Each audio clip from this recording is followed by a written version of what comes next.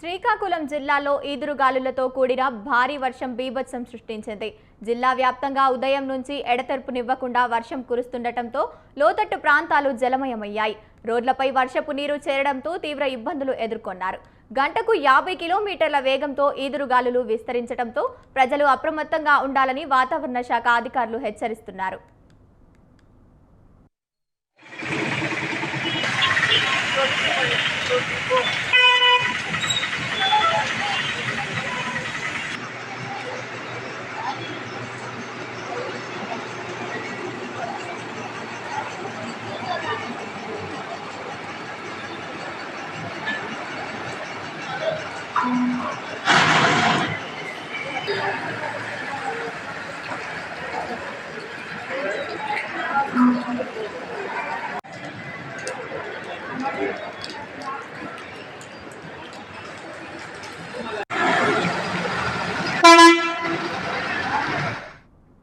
శ్రీకాకుళం జిల్లాలో ఈదురుగాలులతో కూడిన వర్షం బీభత్సం సృష్టించింది. జిల్లా వ్యాప్తంగా ఉదయం నుంచి ఎడతెర్పునివ్వకుండా వర్షం కురుస్తుండటంతో లోతట్టు ప్రాంతాలు జలమయమయ్యాయి. రోడ్లపై వర్షపు నీరు చేరడంతో తీవ్ర ఇబ్బందులు ఎదుర్కొంటున్నారు. గంటకు 50 కిలోమీటర్ల వేగంతో ఈదురుగాలులు విస్తరించడంతో ప్రజలు అప్రమత్తంగా ఉండాలని వాతావరణ శాఖ అధికారులు హెచ్చరిస్తున్నారు.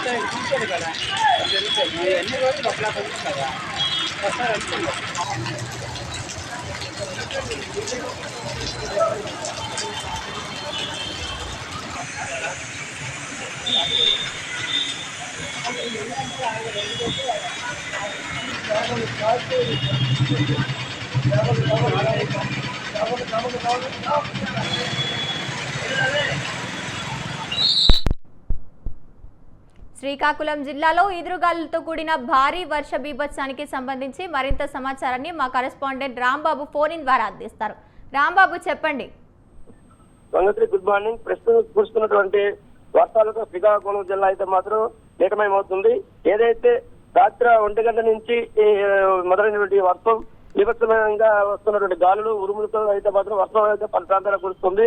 విశాఖపట్నం వాతావరణ శాఖ ఇచ్చినటువంటి సమాచారం ప్రకారం చూస్తున్నట్లయితే ఏదైతే విశాఖ వాతావరణ శాఖ హెచ్చరించిందో ఈ మేరకు శ్రీకాకుళం జిల్లాలో ఉన్నటువంటి పలు ప్రాంతాలు ఏవైతే ఉన్నాయో టెక్కలి, పట్టణం, కొత్తూరు, అదేవిధంగా పాతపట్నము, అదేవిధంగా కళింగపట్నం తీర ప్రాంతాలతో పాటు పలు ప్రాంతాల్లో అయితే మాత్రం ఏదైతే ఈ ఉరుములతో కూడినటువంటి వర్షాలు, అదేవిధంగా 50 నుంచి 40 నుంచి 50 కిలోమీటర్ల వేగంతో ఇస్తున్నటువంటి గాలులు, అదేవిధంగా ఎక్కడైనా ఏ ప్రాంతంలోనైనా సరే ఉరుములతో కూడినటువంటి వర్షం పడే అవకాశం ఉందని చెప్పేసి ఇప్పటికే వాళ్ళు హెచ్చరించడం కలుగుతుంది.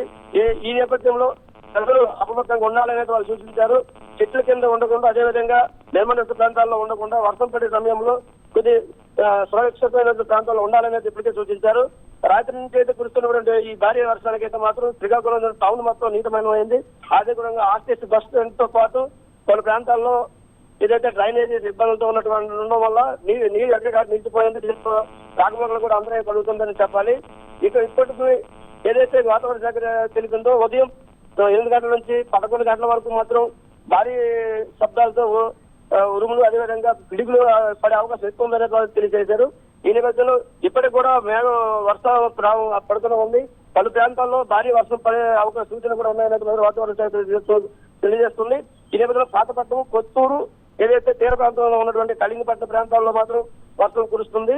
ఈ నేపథ్యంలో రాత్రి వస్తున్నటువంటి ఏదైతే భారీ వర్షానికి ఉరుములకి ఎటువంటి ప్రాణ నష్టం ఇప్పటి వరకు జరగలేదు. ఇకపై ఏదైనా జరిగి ఉంటే దానికి సంబంధించి ఇప్పటికే ప్రజలు అప్రమత్తంగా ఉండాలని అధికారులు రైట్. Thank you Rambabu.